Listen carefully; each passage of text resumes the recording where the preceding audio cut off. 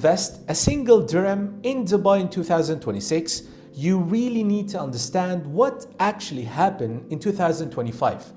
No headlines nor hype, just the real numbers and the real mistakes people made. So 2025 was not a boom year, it was the sorting year. The market kept moving forward, but not every location moved at the same speed. Some areas matured and some peaked, and some quickly positioned themselves for the next cycle. So let's talk some numbers, the annual report style.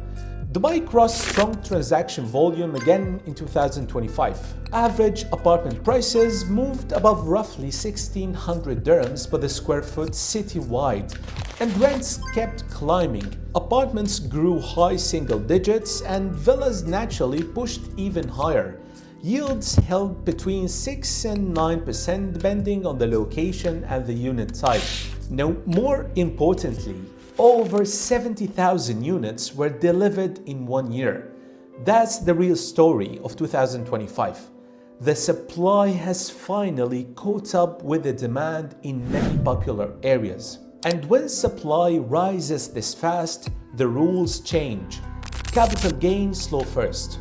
Rental competition increases next, and investors who buy emotionally start paying the actual price. This is where 2026 will separate between the real investors and the lucky buyers. So let me address the elephant in the room. These locations I'm about to mention, they are not bad. They are just no longer in an early entry. JVC first. There's a massive supply, constant handovers, heavy competition on rent and resale. Returns there will still exist, but the upside is very limited unless you bought early. Dubai Marina. It's prime, well-established and now global. But pricing already reflects that it is stable, but it's no longer explosive. It reached the maximum peak. Now Business Bay. There's a strong corporate demand, but there is an intense off-plan supply. There's too many units chasing the same tenants. So these locations are going to be very hard to justify buying in 2026. Now let's talk opportunity. First, I have to start with Al Jadaf.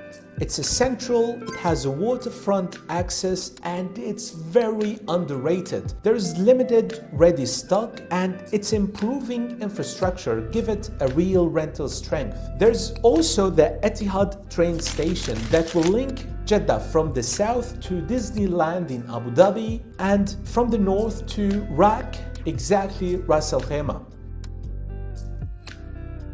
Now Meydan. This is not a speculative zone anymore. There is a real structured growth. There is a lifestyle in villas and branded living, and long-term capital positioning is actually there. Also Dubai South. I've always said so. This one requires patience. The airport expansion and the logistics center with Expo City effect, this is not the first investment play. This is an investment you make after your third or fourth property in Dubai. This is exactly where the future cycles are built. Also, we should not forget about the scattered gems we've seen in 2025. These are the quiet winners. These are not famous nor hyped.